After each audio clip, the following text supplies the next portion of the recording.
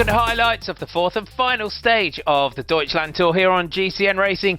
We left from yesterday's stage finish in Eisenach, taking in 159.9 kilometers to the finish in Erfurt.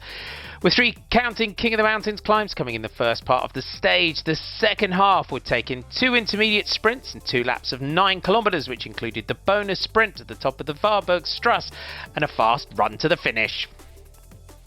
Trek Segafredo's Jasper Stuyven went into the stage with a 13-second advantage over Sonny Colbrelli in the race for the red jersey.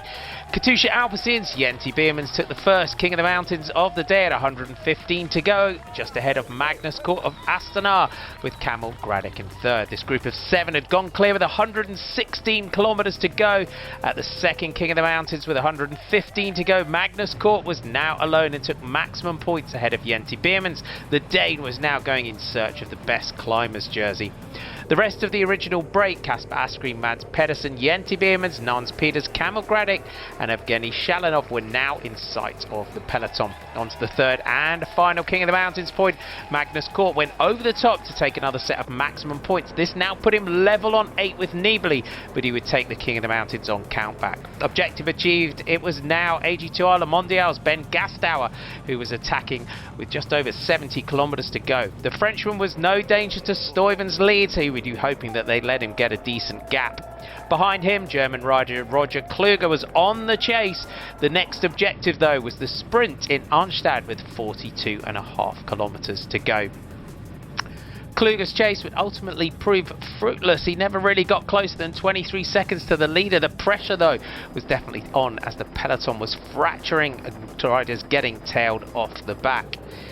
It wasn't long before Roger Kluge was in sight of the red jersey group, but Gastauer hung on to take maximum points at the intermediate sprint. With a gap of just 57 seconds this far from the finish, it was unlikely he was going to stay away.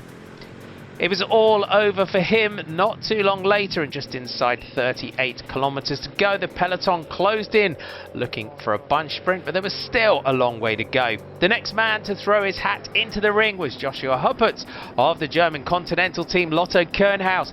It was a bold move and he managed to put out an advantage in the end of 59 seconds. But again, the peloton were too keen on a bunch sprint to let him go. And about 10 kilometers later, he was being picked up by the bunch. There was a bonus sprint for seconds just a couple of kilometers away, and Astanar's Alexei Lutsenko, who's been incredibly animated in the battle towards these in the race so far, he took maximum seconds again on the Warburg Strasse, and there were many top sprinters still in the group. Through the Flamme Rouge with 1 kilometer to go, it was CCC on the front.